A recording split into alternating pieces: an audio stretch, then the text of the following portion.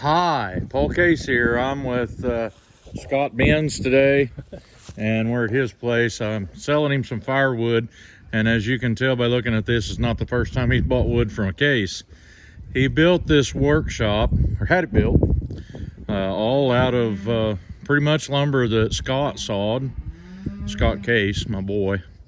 And I want to do a walk around and maybe even look inside of it with him today. It's all oak, and it was all put up green, and you can see it's getting gaps between the siding now. Got a nice ramp. It's built up on concrete piers.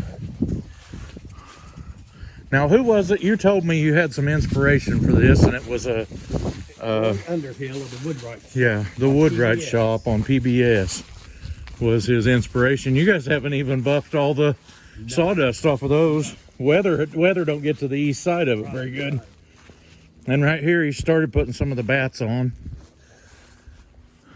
You got a long ways to go on those bats. Yeah, that's okay. It stays unbelievably dry and nice. Yeah. Yeah. A lot of that old oak's got some character.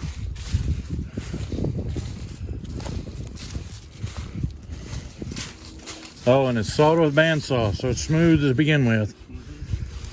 You can see the marks in it now. If you run over that with polyurethane, the marks disappear. The saw marks do. But he didn't want to seal it. He wants to make it turn gray. Oh. Oh, it don't look like a mess from here. It looks awful good.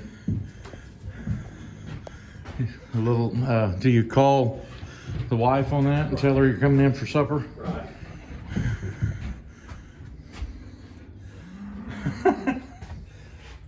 Gotta get that on there.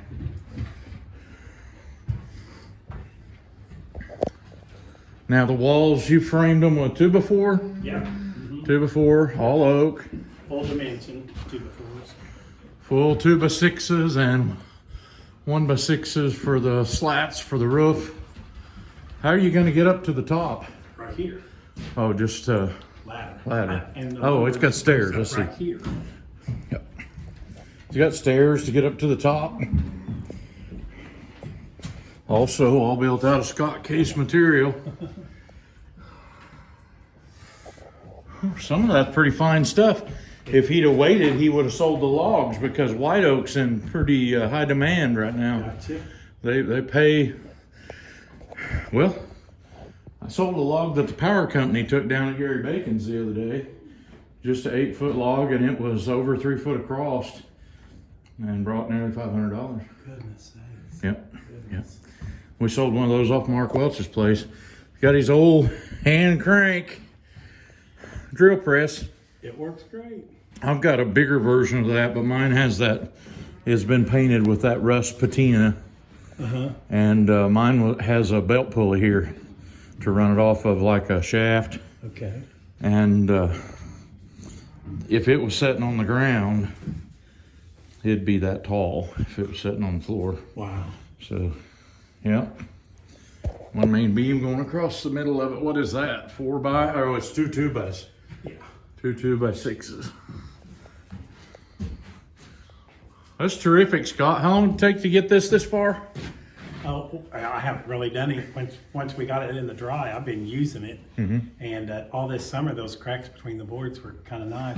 Let a little bit of freeze through. Yeah. So I told my wife, I said, that'll give me something to do this winter is get everything solid up Mm-hmm. on the outside. Mm-hmm. You know, the greatest thing we did on my house was OSB board the whole walls, all the walls. And that blocked out all the air. Right. And that's going to keep, like, I'm bet 95% of the weather out. Got a stove in here. You don't have the plumbing for the top yet. I put my pipes in this winter. I already got my lumber sitting over here, or wood. And I think this will run me out of here probably. Yep. And number 20. How about They were that? made during World War II for the military. Yeah. Army barracks. And then this was the non. It's the kind you can pop that out and put a pot in there. I've got one that has the oval shaped opening. You got to use that light pipe to be able to bend it around the opening. Yep. Pretty cool, Scott. It's a real nice shed. You see this saw I got over here?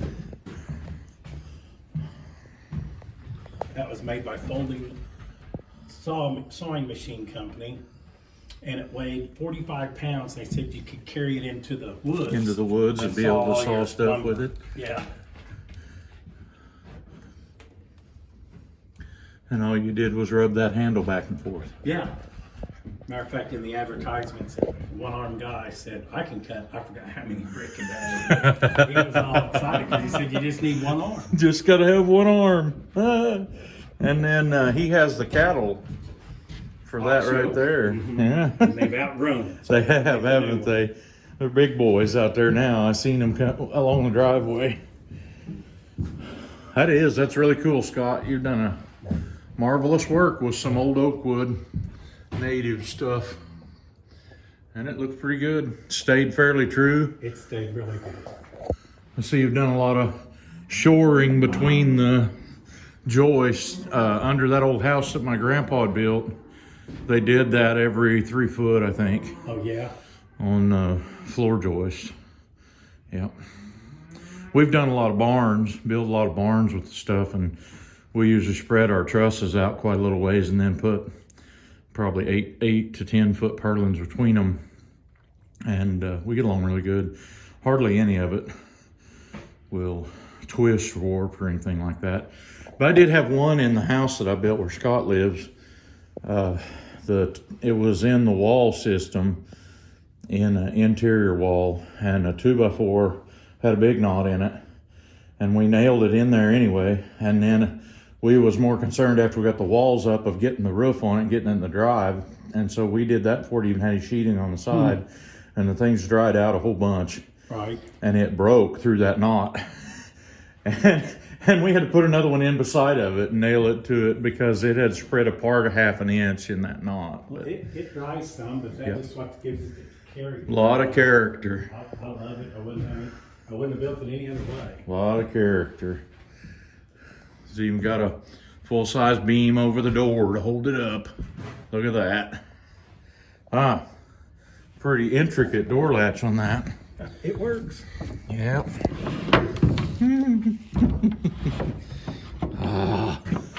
See, I made you open it and I messed you up. No, you didn't. Thanks for the tour, Scott. That's a nice looking shed you built. Workshop will last you for years. It'll be here whenever the next guy is here. What's the dimensions? 24 by 24.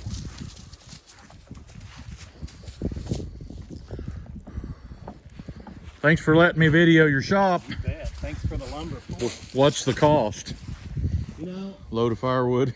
No. That's what you meant on the shop. I said, we didn't ever quite figure that. Yeah.